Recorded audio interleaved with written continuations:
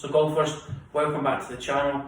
One tip that I can provide to any golfer to help improve the iron play is we need to understand where the club strikes the ground. So the low point control.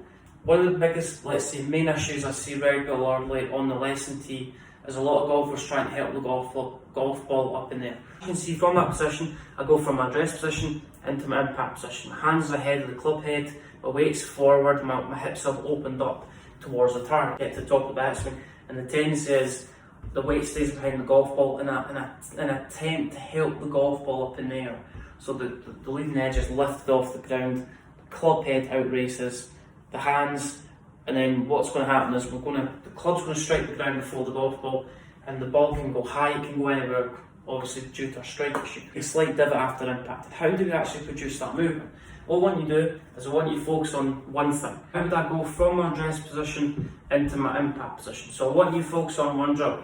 What I want you to do, we call this drill the flamingo. If you golfers are kind of familiar with it, if you struggle with pitching and struggle to get a little bit more weight to your left side, what I want you to do is I want you to lift your right heel off the ground, and it's almost all the weight's kind of on your right toe. But from this position, we're going to hit shots. It's almost like we're hitting off one leg.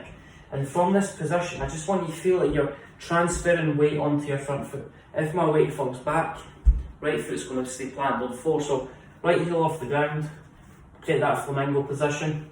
Weight's going on my left foot, and from that position, I just feel like I'm going from my address position into my impact position, transferring weight left, as opposed to staying behind the golf ball, leading edge lifting up. So impact position, hands are ahead, weight's left, shoulders have opened up, hips have opened up, and from that position, leading edge is kept along the ground for as long as possible, as opposed to lifting it off the ground, shaft tilts back the way. So guys, we're going from our address position into the impact position. We're going to take a slight divot after impact if you manage the loft correctly. Let me know your thoughts on that video, and we'll see you soon.